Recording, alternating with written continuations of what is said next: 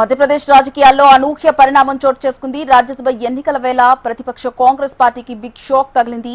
Court కేసుల సాంకేతిక కారణాలు చూపుతూ తెలంగాణ కాంగ్రెస్ పార్టీ వ్యవహారాల ఇన్ఛార్జ్ మీనాక్షి నటరాజన్ నామినేషన్ను ఎన్నికల అధికారులు తిరస్కరించారు. దీంతో మధ్యప్రదేశ్ రాజ్యసభకు ముగ్గురు బీజేపీ అభ్యర్థులు ఏకగ్రీవంగా ఎన్నికైనట్టు ఈసీ ప్రకటించింది.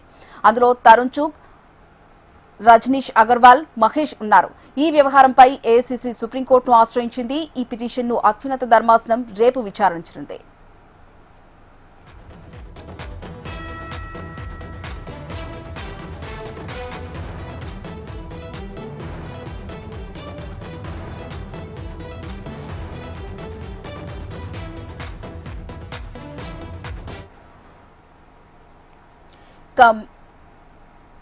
మధ్యప్రదేశ్ రాజకీయాల్లో అనూహ్య పరిణామం చోటు చేసుకుంది.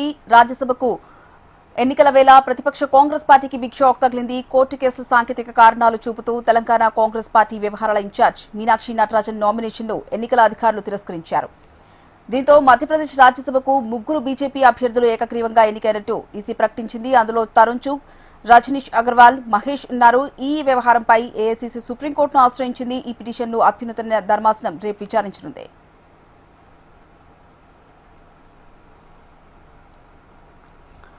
ఇదే అంశానికి సంబంధించి పూర్తి సమాచారం మా పొలిటికల్ బ్యూరో చీఫ్ అశోక్ అందిస్తారు. అశోక్, మనం చూస్తున్నాం ఏదైతే మధ్యప్రదేశ్ నుంచి రాజ్యసభ అభ్యర్థిగా Telangana Congress party incharge Meenakshi Natarajan nomination తిరస్కరణ తర్వాత దీనిపై ఒక ఉత్కంఠ కొనసాగుతున్నది. ఈ నేపథ్యంలో కొద్దిసేపటి క్రితమే ఏదైతే మధ్యప్రదేశ్ నుంచి ముగ్గురు రాజ్యసభ అభ్యర్థులు ఏకగ్రీవం అయినట్లుగా ఎన్నికల అధికారి ప్రకటించారు. ఇందులో తరుణ్ చుగ్, రజనీ అగర్వాల్, మహేష్ కేవట్ ముగ్గురు కూడా ఉన్నారు.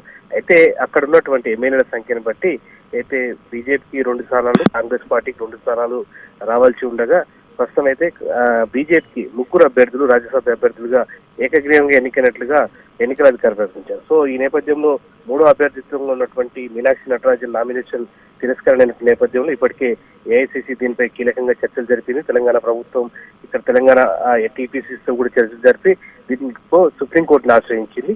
సో ఎటువంటి కేసు లేకపోయినా, క్రైమ్ నెంబర్ లేకపోయినా కూడా మీనాక్షి నటరాజన్ రాజ్యసభ సభ్యత్వాన్ని కావాలని ఎన్నికల అధికారులు తిరస్కరించారని చెప్పేసి కాంగ్రెస్ పార్టీ ఆరోపిస్తున్న నేపథ్యంలో ప్రస్తుతం అయితే మూడో అభ్యర్థి కూడా ఏకగ్రీవమైనట్టుగా ప్రకటించడం తీవ్ర కలకలం అయితే రేపుతుంది. దీనిపై రేపు సుప్రీంకోర్టులో విచారణకు రానుంది.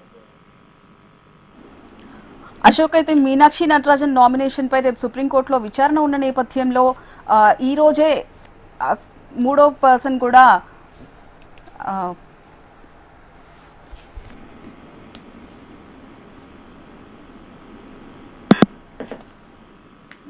రైట్. Thank you Ashok.